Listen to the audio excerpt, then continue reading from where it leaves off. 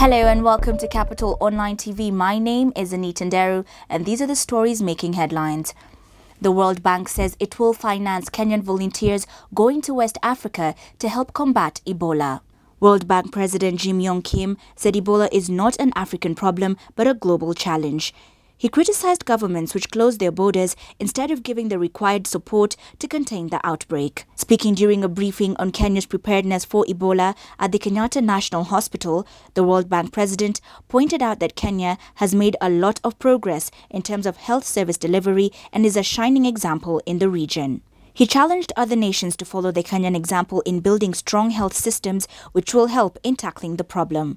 The World Bank president had accompanied First Lady Margaret Kenyatta on a tour of the Integrated Gender-Based Violence Recovery Center at Kenyatta National Hospital.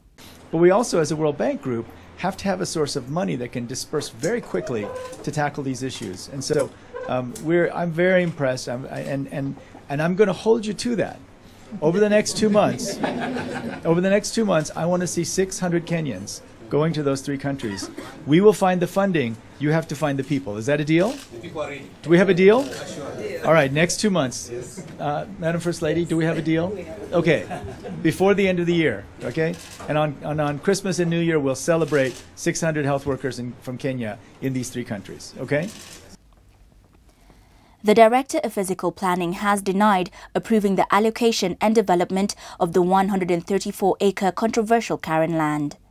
The Physical Planning Director has told the National Land Commission that he is not aware of the subdivision on the disputed land estimated to cost 8 billion shillings.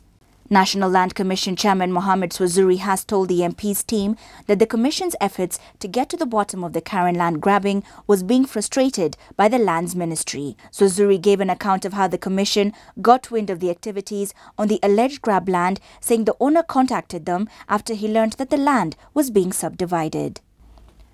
At least 1 person has been killed following clashes at the Kakuma refugee camp between members of 2 communities from South Sudan. The clashes between members of the Dinka and Nuer are reported to have started following the rape of a 10-year-old girl at the camp. 8 other people have sustained injuries in the clashes that went on for several hours at the camp on Tuesday morning. Spokesman for the United Nations High Commission for Refugees Emmanuel Nyabera says security has been beefed up at the camp following the chaos. The Political Parties Tribunal has overturned the UDF suspension of Senators Boni Khalwale, Martha Wangare and nominated MP Hassan Osman pending a case filed in court.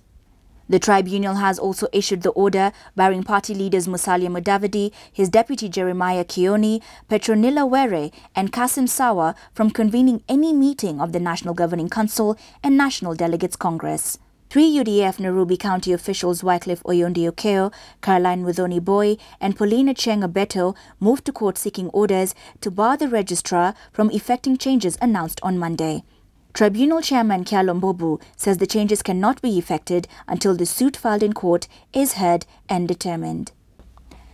And on the business news, Kenya is among 8 countries in the Horn of Africa to benefit from major financing of 715 billion shillings announced by global leaders who are making a historic visit to Kenya and the region. The leaders of global and regional institutions today began the trip to the Horn of Africa to pledge political support and the new major financial assistance for countries in the region over the coming years. They include World Bank President Jim Yong Kim, who is already in the country, UN Secretary General Ban Ki-moon, expected to arrive this evening, and President of the Islamic Development Bank Group, Ahmad Mohamed Ali Al-Madani.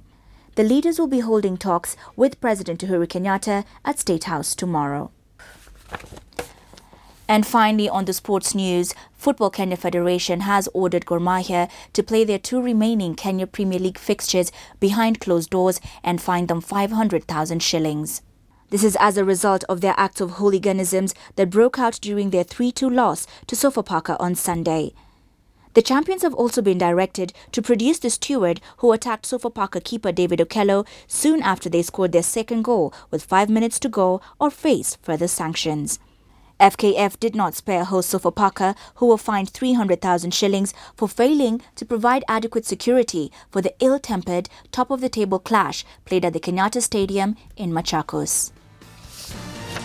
And that's all we had for you today. For the latest on these and other stories, log on to www.capitalfm.co.ke/TV. I'm Anita Ndero.